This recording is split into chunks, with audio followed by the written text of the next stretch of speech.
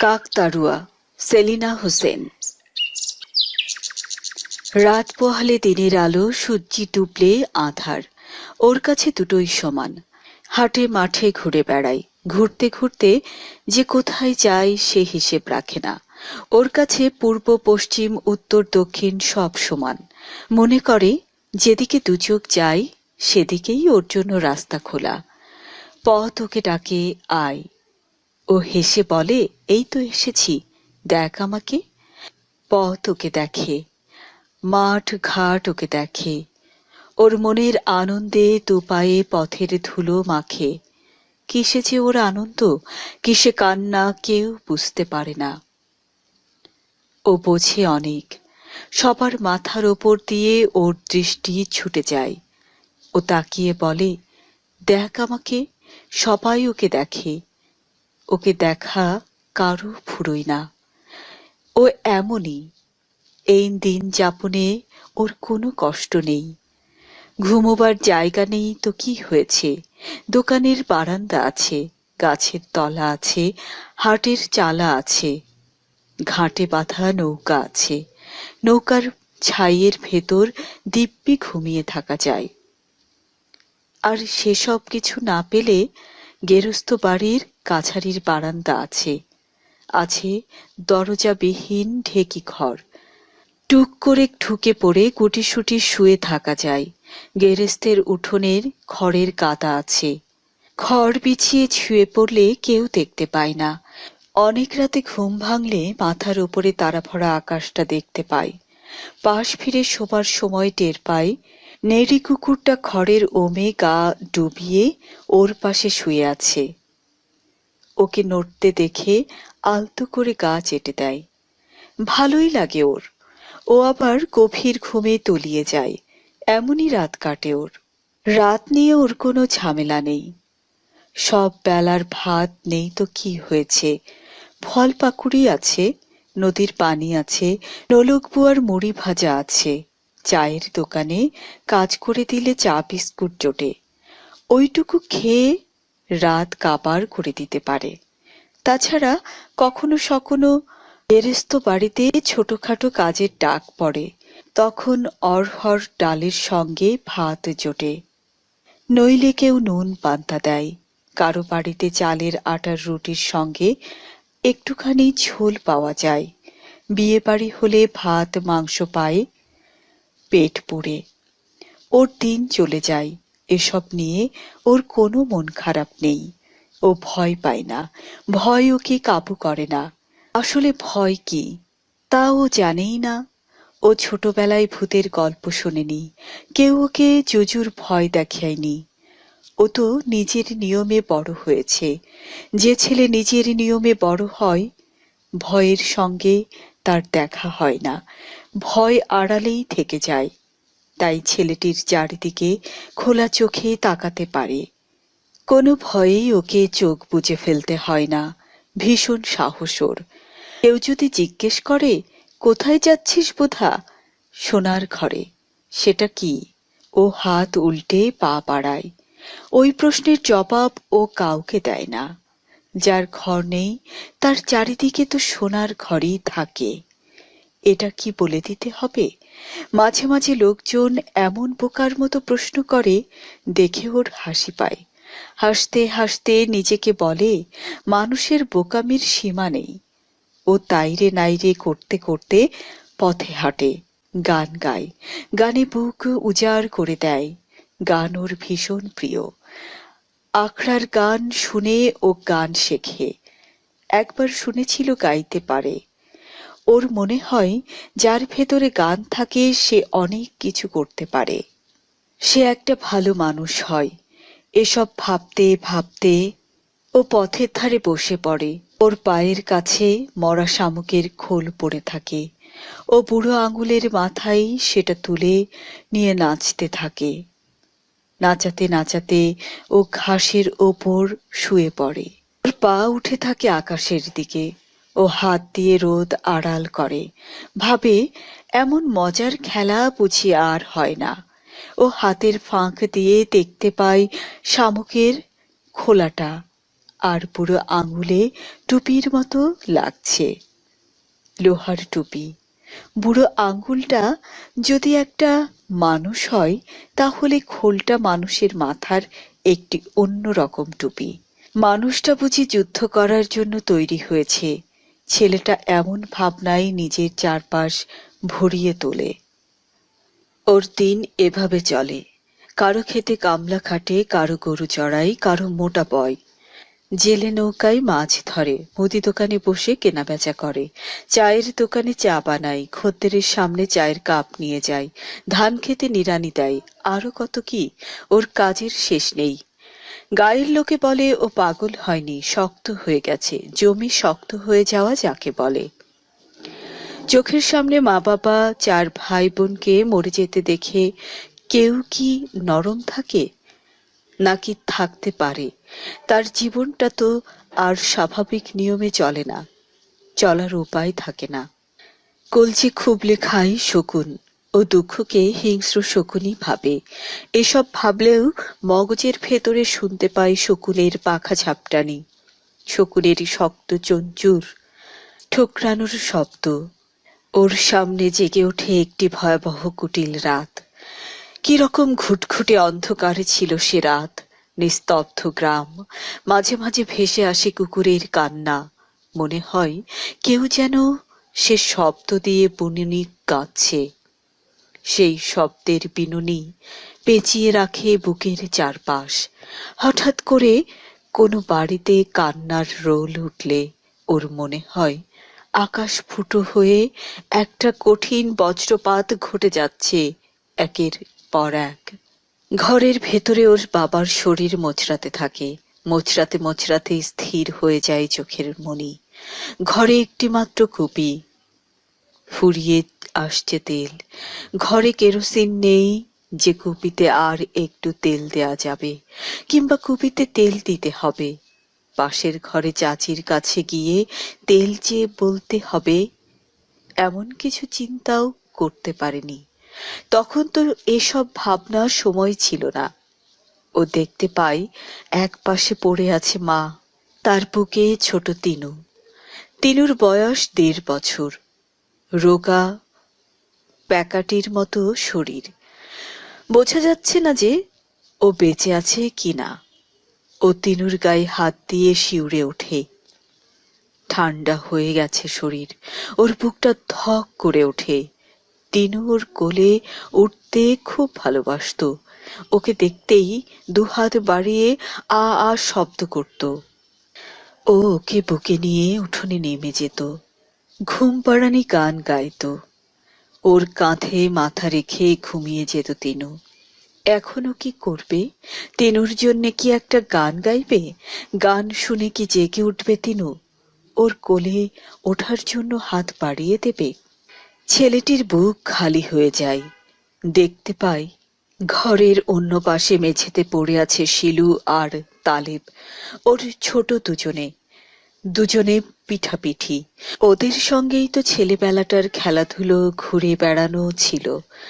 কখনো ফল পাকুড়ির ভাগাভাগি নিয়ে ঝগড়া বেঁধে যেত। কতদিন দুজনকে দু চার ঘা লাগিয়েছে সে কথা মনে করে বুক ফেটে যায় ওর। পরক্ষণে কিছু বুঝে ওঠার আগেই ও দেখতে পায় ছোট ভাই বোন দুটো একে অপরকে জড়িয়ে ধরেছে। তারপর শেষ। রাত পোহানোর আগে বিনুও চলে যায়। মাত্র কয়েক ঘন্টা, অথচ ওর জীবনের আকাশ পাতাল উথাল করার সময়। বিনু ওর পিঠাপিঠি বোন। কত স্মৃতি ওর সঙ্গে, কত কিছু ও ভুলবে, কি করবে। সেই বিনু আর নেই। বিনুটার চোখ বুজে গেছে, আর কখনো ওই চোখ জোড়া খুলবে না। অপূর্ব ছিল বিনুর চোখ, যেন পুরনো একটা বিল ঢুকে আছে ওর চোখে। বিনু হাসতে মনে হতো বিলের জলে ঢেউ বয়ে যাচ্ছে। ওর সামনে পুরো বাড়িটা স্তব্ধ হয়ে গেছে।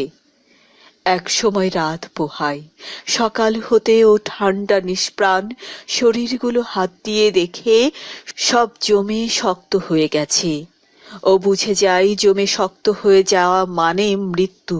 ও কাঁদতে পারে না, নিজেকে আঁচড়াতে পারে না। অনুভব করতে থাকে ওর পায়ের নিচে থেকে শক্ত হয়ে যেতে শুরু করেছে। সে বোধ ক্রমশ ওপরের দিকে উঠতে থাকে।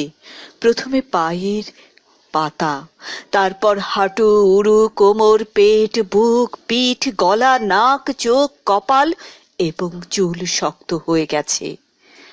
ও পাথরের চোখ মেলে মৃত্যু দেখে। সেবার কলেরায় মহামারীতে উজাড় হয়ে যায় গায়ের অর্ধেক লোক। মাঝে মাঝে নিজেরই দিকে তাকিয়ে নিজেকেই প্রশ্ন করে, কিভাবে বেঁচে গেলাম? সেই মৃত্যু এবং অন্ধকারে রাতের কথা মনে করলে ওর আর কোনো ভয় থাকে না। বুঝতে পারে না গায়ের লোকে ওকে পাগল বলে কেন। আসলে ও তো একটি সাহসী বালক হয়েছে। ও মাঠের মাঝখানে দাঁড়িয়ে দুহাত দুপাশে সোজা করে জামাটা মাথায় বেঁধে কাকতাড়ুয়ার ভঙ্গিতে দাঁড়িয়ে থাকে। দেখতে পাই কানের পাশ দিয়ে উড়ে যায় বোতটা। বহু করে একটা শব্দের তরঙ্গ উঠে মুহূর্তে মিলিয়ে যায় বাতাসে। ওর মনে হয় ওটা বোলতার ডাক নয়, শব্দটা ওর চাচির কণ্ঠ। চাচি ওকে সকালে মরিচ পুড়িয়ে পান্তা ভাত খেতে দিয়ে বলছে, রোজ রোজ কেবল পান্তা গেলা, ঢ্যাঙ্গা তো কম হসনি। কামাই করতে পারিস না বাপু? কামাই? ভাত খেতে খেতে এই শব্দটা নিয়ে নাড়াচাড়া করে। শক্ত হয়ে থাকা মগজের গায়ে শব্দটা ঠুক্কর খায়। তোর মা বাপ তো মরে খালাস, এখন জ্বালা আমার। পরের ছেলের বোঝা টানতে পারি না বাপু। বোঝা শব্দটা ওর শক্ত হয়ে থাকা বুকের মাটিতে বলের মতো লাফায়। ও ভাবতে থাকে, শোন বোধা, তুই তো দেখতেই পাস না যে তোর চাচা রোজগার নেই। তোর 8 জন চাচাতো ভাই বোন, দিন চলে না। ও নীরবে ভাত খাই। পোড়া মরিচ ডলে ডলে লাল করে ফেলেছে। আশ্চর্য, ঝালে ওর জিভ পুড়ছে না। কেমন অদ্ভুত স্বাদ হয়ে ভাতের লাল দলা গলা দিয়ে নামছে। শুধু ওর চোখে পানি আসতে চায়, কিন্তু সে পানিও বাধা পায়, গড়ায় না। চাচি খানিকটা ধমকের সুরে বলে, কিরে কথা বলিস না যে? আমি কামাই করব। চাচির চোখ উজ্জ্বল হয়। সত্যি কামাই করবি? নিজের বোঝা নিজে বইবি? সত্যি? তাহলে তুই আমাকে মুক্তি দিবি। হ্যাঁ সত্যি। মুক্তি শব্দটি শুনে ও হোঁচট খায়। গলায় ভাত আটকে গেলেও জোরে জোরে কাশতে থাকে। চাচি ওকে পানির গ্লাস এগিয়ে দেয়। পানি খা বাপু, এত অল্পে কেন যে তোর চোখ লাল হয়ে যায়। ছোটবেলায় তুই খুব লক্ষ্মী ছেলে ছিলি, এরকম মায়ের ন্যাওটা। এক রাতে মানুষগুলো মরে যাওয়ার পর তুই যে কেমন হয়ে গেলি, কিছু হলেই তোর চোখ লাল হয়ে যায়। সত্যি আমার চোখ লাল হয়ে যায়। হ্যাঁ রে সত্যি, একটুও মিছে বলছি না। আমি ভেবেছিলাম আমার চোখটা পাথরের চোখ হয়ে গেছে, কিছু দেখতে পাই না চাচি। না রে না, সে যে কেমন লাল আমি তোকে বোঝাতে পারবো না। তখন তোকে দেখলে আমার সালাম করতে ইচ্ছে করে। মনে হয় তুই আমার মুরব্বি, হয় আমার বাবা, না হয় চাচা। কেন যে আমাকে লজ্জা দেন চাচি? তোকে লজ্জা দিতে চাই না রে, আমার কি সাধ্য যে। ওর চাচি কথা শেষ করতে পারে না, আঁচলে চোখ মোছে। তারপর রান্নাঘরের দরজায় বসে গুনগুনিয়ে কাঁদে। চাচির কান্না ছেলেটি শুনতে পায় না, সেদিকে ওর খেয়াল নেই। চাচির কথা শুনে ছেলেটি ভীষণ খুশি হয়। মনে হয় নিজেই সেই বোলতাটার মতো শব্দ করতে করতে উড়ে যাচ্ছে। বাসনের বাকি ভাতটুকু ধীরে সুস্থে শেষ করে। বুঝে যায় ওর কোনো ভয় নেই। ও কতবার এমন করে নিজেকে আবিষ্কার করবে, কতবার নিজের দিকে তাকিয়ে বুঝতে পারবে যে ওর ভয় নেই। আজ ওর ভারী আনন্দের দিন। লাল চোখের কথা ভাবতে ভাবতে ও একদিন বাড়ি থেকে বেরিয়ে আসে। ও আর কখনো ওই বাড়িতে থাকার জন্য ফিরে যায়নি। গিয়েছে চাচির সঙ্গে দেখা করতে, কখনো ছোট ভাই বোনকে ফল পাকুড়ের ভাগ দিতে গিয়েছে।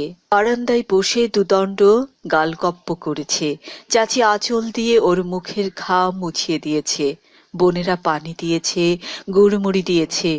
ও কখনো খেয়েছে, কখনো খায়নি। শুধু ওর মনে হয়েছে ও গেলেই কুন্তির চোখ ছলছল করত। ও একটি কথাও বলতো না, চুপচাপ বসে থাকতো, অপলক তাকিয়ে থাকতো। ওই বাড়িতে গেলেই ওর বুক ভার হয়ে যেত। ও ওর শক্ত হয়ে যাওয়া বুকের বোঝা আর বাড়াতে চায় না। যেদিন ও চাচির বাড়ি থেকে একবারের জন্য বেরিয়ে এলো, সেদিন ভেবেছিল সম্পর্ক ভেঙে দেওয়ার মানে কি মুক্তি, সম্পর্ক কি ভাঙা যায়? ছেলেটি উত্তর পায় না, বুঝতে পারে না সম্পর্ক কি। বাবা মরে গেলে কি চাচি পর হয়ে যায়? অথচ চাচাতো বোন ছোট কুন্তি সম্পর্কের অধিকার নিয়ে ওর সামনে দাঁড়িয়েছিল। সেদিন বাড়ি থেকে বেরিয়ে আসার পর কাঁদতে কাঁদতে ওর পিছে পিছে এসেছিল, বলেছিল, তুমি যেও না বুধা ভাই। ও কুন্তির কথাই ফিরে তাকায়। কুন্তির কান্না ভেজে কণ্ঠস্বর শুনে ওর চোখ থেকে লাল আভা মুছে যায়। ও বুঝতে পারে ওর বুকের ভেতরটাই জখম হয়েছে, ক্ষত থেকে রক্ত ঝরছে। আশ্চর্য, সম্পর্ক কি এমন? কুন্তি না হয়ে আর কেউ হলে ও কি এমন কষ্ট পেত? কুন্তি ওর হাত ধরে বলেছিল, তুমি যেও না বুধা ভাই। যাব না। হ্যাঁ, যেও না। কেন? তুমি চলে গেলে আমার খুব খারাপ লাগবে। খারাপ লাগবে কেন? কুন্তির কণ্ঠস্বর এক মুহূর্তে যেন বদলে যায়। ওর মনে হয় এই কণ্ঠস্বর ওর কাছে নতুন আবিষ্কার। ও কুন্তির মাথায় হাত বুলিয়ে বলে, আজ যাই, আর একদিন আসবো। কবে আসবে? গায়েই তো থাকবো। যখন মন চাইবে তখন আসবো। এটা কি আশা হলো? এটা আশা হলো না। না, একটুও ভালোবাসা না। ভালোবাসা কি? আমি তো জানি না কুন্তি। তারপর খুশি হয়ে বলে, ঠিক আছে, আমি একদিন ভীষণ ভালোভাবে আসব। কবে? খুশিতে কুন্তির দু চোখ উজ্জ্বল হয়ে উঠেছিল।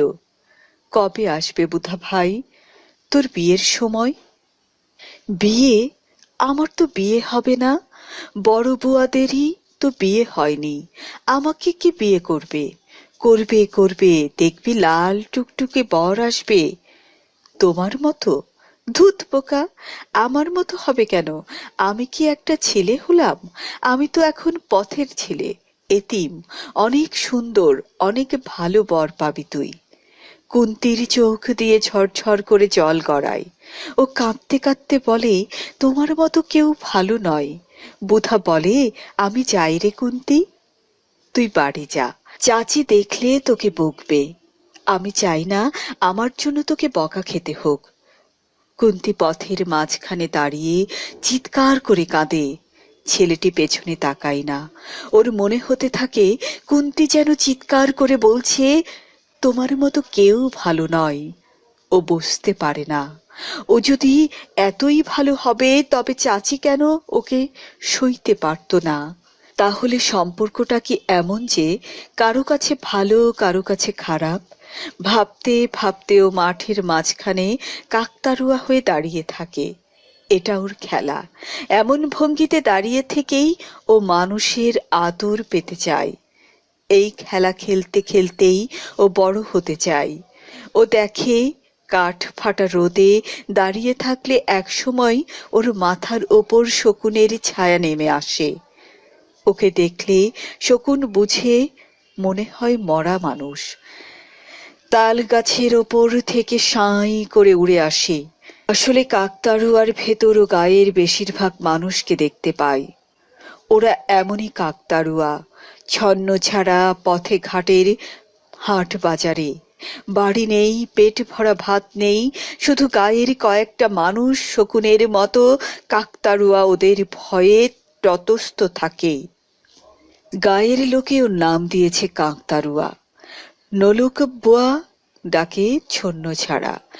হরিকাকুর জালে প্রচুর মাঠ ছুটলে ওর দিকে তাকিয়ে ফোকলা গালে হেসে বলে, মানিক রতন।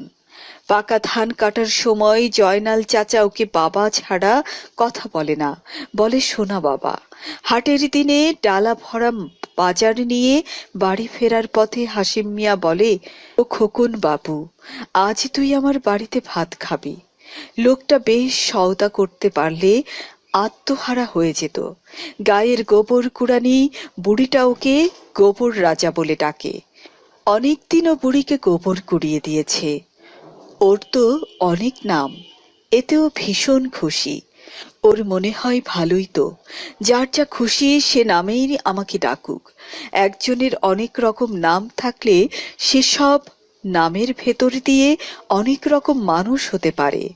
ও অনেক রকম মানুষ হতে চায়। কেন?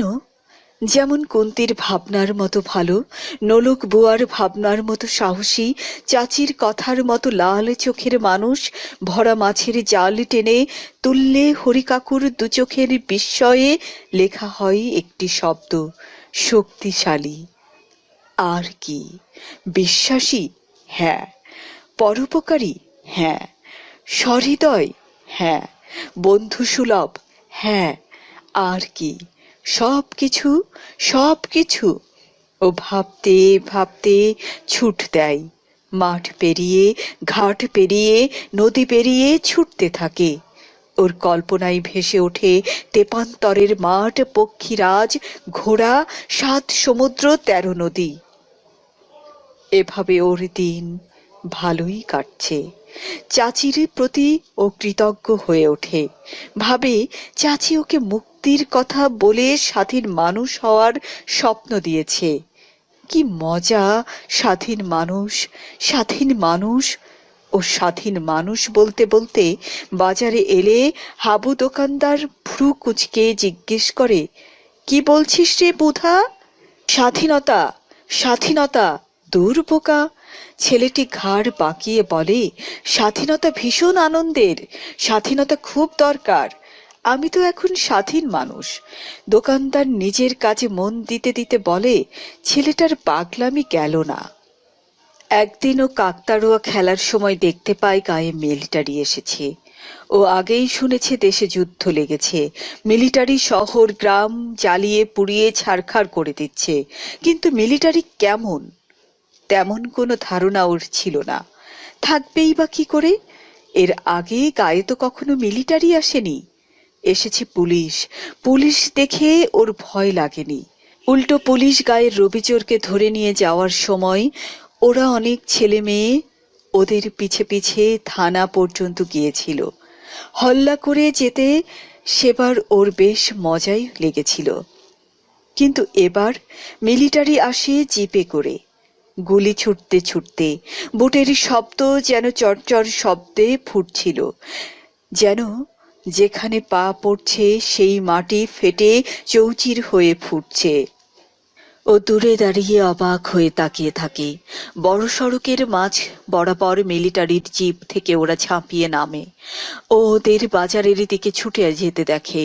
ও ধান গাছের আড়ালে লম্বা হয়ে শুয়ে থাকে, একটু পর পর মাথা উঠায়। কোন দিকে গেল লোকগুলো? পরক্ষণে ভেসে আছে আর্তনাদ।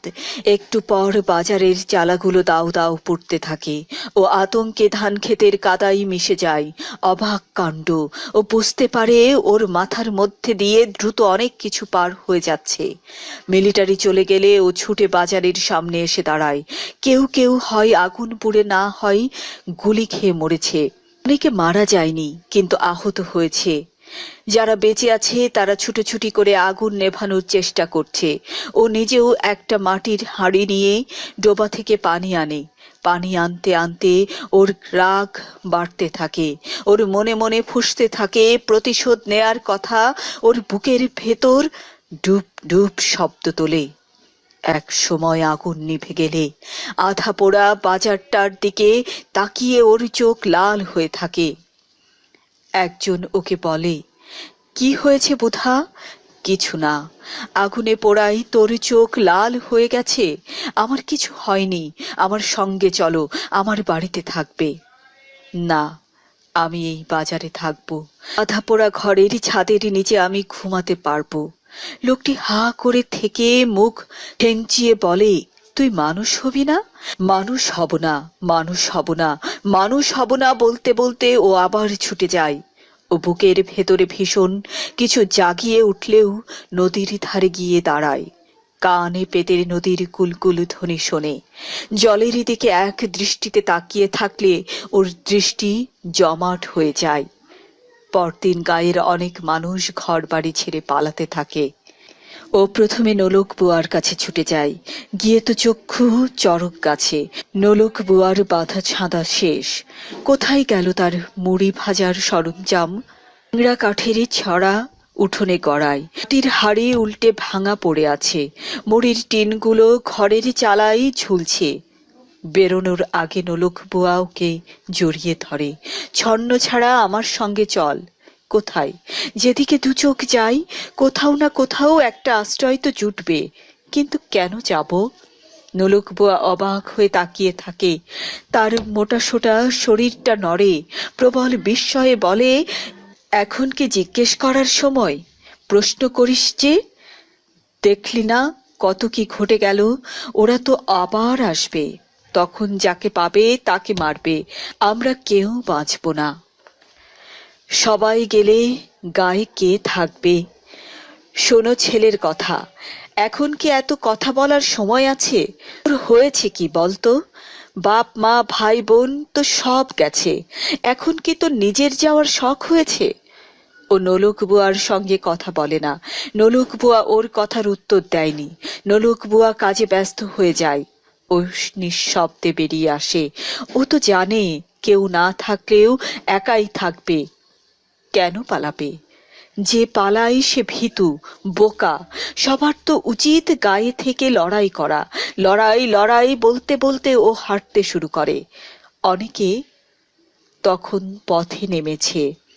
সে সবার সঙ্গে কথা বলতে পারে না, কারণ তারা ওর দিকে তাকানোর সময় পায় না। ওরা নিজেদের নিয়ে ব্যস্ত। ভয়ে আতঙ্কে ওরা পালাচ্ছে। জাম গাছটার নিচে দেখা হয় হরি কাকুর সঙ্গে। বেচারা লট বহরের বোঝাই কাহিল। হরি কাকুর জন্য ওর ভীষণ মায়া হয়। কতদিন ধরে কাকিমা অসুস্থ, ঠিক মতো হাঁটতেই পারছে না। কাকিমা ওকে দেখে হাউ মাউ করে কেঁদে ফেলে। দেখ তো মানিক রতন, এই বয়সে কেউ কি বাড়ি ঘর ছেড়ে বেরোতে পারে? কেঁদো না কাকি, পালাও, তোমাদের বাঁচাতে হবে তো। তুমি তো লড়াই করতে পারবে না, শুধু শুধু ওদের হাতে মরবে কেন? তোমার বোঝা আমাকে দাও কাকু, আমি তোমাকে খানিকটা পথ এগিয়ে দিয়ে আসি। এগিয়ে দিবি কেন মানিক রতন? তুই আমার সঙ্গে চল। তোকে গায়ে রেখে যেতে আমার মন চায় না রে। তোমার সঙ্গে আমি কেন যাব? গায়ে থাকবে কে? তোমার ভিটে দেখবে কে? চলো, তোমাকে খানিকটা পথ এগিয়ে দিয়ে আসি। দেরি হয়ে যাচ্ছে, বেলা পড়লে রোদ তোমাদের কষ্ট হবে। আমি তো চাই যে তোমাদের যেন কষ্ট না হয়। হরিকাকু ওর মাথায় বোঝা দিয়ে সোজা হয়ে হাঁটে। বড় সড়কের ধারে এসে বলে, এবার তুই যা, এখন আমি পারবো। ফিরে এসে তোর সঙ্গে আমার দেখা হবে তো মানিক রতন? হবে গো, হবে। ভাবছো কেন? ছেলেটি হরিকাকুর চলে যাওয়া দেখে। কত বয়স হলো কাকুর? হেঁটে যেতে পারবে তো, নাকি পথের ধারে মরে পড়ে থাকবে? তখন কে ওকে মানিক রতন ডাকবে? ওর চোখ ভিজে ওঠে। ফেরার পথে দেখা হয় রানীর সঙ্গে। ওদের পুরো পরিবার চলে যাচ্ছে। রানী ভয় জড়ানো কণ্ঠে বলে, যাচ্ছি রে কাকতাড়ুয়া। যা, ফিরে এলে দেখা হবে, ঠিক মতো যাস, ভয় পাস না। তুই কিন্তু আর কাকতাড়ুয়া খেলা খেলিস নে, মিলিটারি গুলি করতে পারে। দুষ্টুমি করিস না কাকতাড়ুয়া। তোকে নিয়ে আমার ভীষণ ভয় হয়। তুই যে কি ঘটিয়ে ফেলবি কে জানে। আমাকে নিয়ে তোর এত ভাবতে হবে না, তুই তোর পথে যা। তুই তো একটা ভীতুর ডিম, সেজন্য পালাচ্ছিস। আমি পালাবো না, লড়াই করব। লড়াই করবি? হ্যাঁ, লড়াই লড়াই। যা যা ভাগ। রানী দু চোখে বিস্ময় ছড়িয়ে বলে, ইস, কত বাহাদুর, যেন বীর। লড়াই করবে? সেদিনের ছোড়া ঢং কত। আর কথা না বাড়িয়ে হাসতে হাসতে পা বাড়ায়। ও কোথায় যাবে? চাচা কাজ খুঁজতে শহরে গিয়েছিল 6 মাস আগে, ফেরেনি। চাচি এখন গায়ে নেই, ছেলে মেয়েদের নিয়ে বাপের বাড়ি গেছে। লোক মুখে এসব খবর পায় ও। চাচি তো ওর খবর রাখে না, ও নিজে খবর নিলে তবেই খবর পাওয়া। ওই বাড়িতে কোনতেই ওকে নিয়ে যা একটু ভাবে, এখনো মোয়া মুড়ি খেতে দেয়, এইটুকুই। অবশ্য এ নিয়ে ওর মাথা ব্যথা নেই।